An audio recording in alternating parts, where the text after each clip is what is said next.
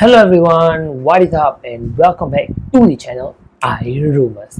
Today is yet another video in our self-repair series. So first of all, I want to say I really hope that this self-repair video is helping all of you. My self-repair series is currently quite consistent nowadays. Last time self-repair used to be once in a while, but now it's more frequent. Last time I used to do just tear downs, and now we are slowly moving on to self-repair, a progress that I made, trying to do it in the most basic way possible. So today we are going to be replacing the screen on the Samsung Galaxy A7 2017. Yep, there's a few A7s and this is the A7 2017 version. I'm not sure how many of you are using this. Take a look at this repair video. So without further ado, let's get started right into the repair. So for this repair, of course we need the phone. Other than that, we will be needing our toolkit, which contains the magnetic pad and everything else, and we'll be needing the suction cup, and last but not the least, hot air gun. This is to soften the adhesive. The screw pad at the top left hand corner, and we're going to take out a few picks. Now the first step in removing the back glass is you're going to heat up the back glass. As usual, that's a decent amount of heat. Let's take off suction cup, put it beneath, and try to remove it.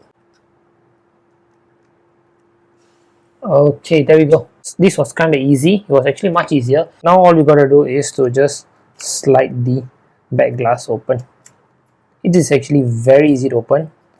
I think the adhesive just wasn't that strong, so I think just a bit of heat just did the job well. There we go. That was easy. I didn't even have to use more than one pick. That itself is an achievement on its own. Back glass has been opened. That's just a lot of residue, and let's just remove it, and there we go. The back glass has been removed. Okay, now with the back glass removed, to replace the speakers, we got to remove all these screws that we have on top of this back plate and this wireless charger. Because this wireless charger and this back plate is actually connected, and this is where the speaker lies. So we've got 1, 2, 3, 4, 5, 6, 7, 8, 9, 10, 11. So now we got to remove all 11 screws in order for us to open this back cover. So let's quickly open that. We've got all the screws for the back cover removed. All we got to do is just lift it up, and to lift it up, let's just use some spudger. Okay, there we go. We've got the back cover slightly removed. Oh, there's two parts to this. We're going to remove the top part plastic right over here. Remove it, and then we have another small part, which is the one that's connecting the wireless charger, and there we go. The entire plate, including the wireless charger and the speaker module, all the necessary parts removed, and the ribbon cable for the screen disconnected. Last thing you gotta do is to remove the screen. And to remove it, we gotta start heating up the display.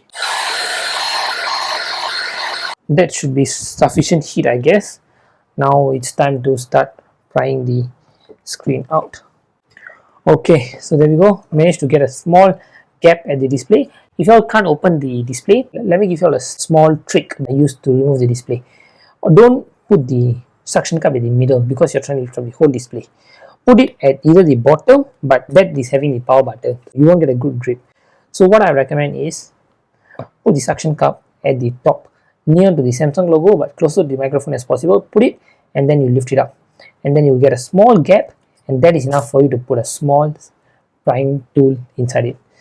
And you can start making your way through the sides of the display and slowly cutting through all the adhesive. I don't think this display needs two picks because usually I'll be using a multiple picks. I think you would have seen by now that mine, the glass came out and the digitizer at the bottom is still there. So I'm trying to pry out the digitizer right now. You can see there's a bit of glass all over. We've got the old display successfully removed, but yep, the digitizer and the back glass separately. So this is all the digitizer steering. That was a huge mess, but now with that done, we are going to be using the new display. For me, you all know I'm always going to be using the same old display. So this is the new display. Take it, put it at the back, and what you might want to do is to slide the flex cable into the hole at the side. As you can see here, there's a small opening here. This is where the flex cable should be going. So you might want to just put it in by the side. Let the flex cable go through. Okay, once the flex cable is at the back, what you might want to do is just press it in place. The display cable, flex cable, has been put into place successfully. The next thing is to press the flex cable for the battery back in its place. Once that's pressed in, turn the phone around, try to turn the screen on, press the power button, try to turn it on. And if it turns on, you can deem your screen replacement a success. Now, and once that's done, next thing you're going to do is to screw up this wireless charger and the speaker module together. You want to take your phone and slowly press it back in place. And once that's done, take the top cover and just slide it in. Just slide the top cover back in, press it in place. You can definitely hear the clicks. And now what you might want to do is put all the screws back together. Take a wireless charger, slap it at the back, check if the phone is charging. Okay, you cannot immediately deem a repair successful because you got to check it with the back glass again. With the glass put together, the last thing you want to do is take your wireless charger, slap it at the back and check the wireless charging one last time.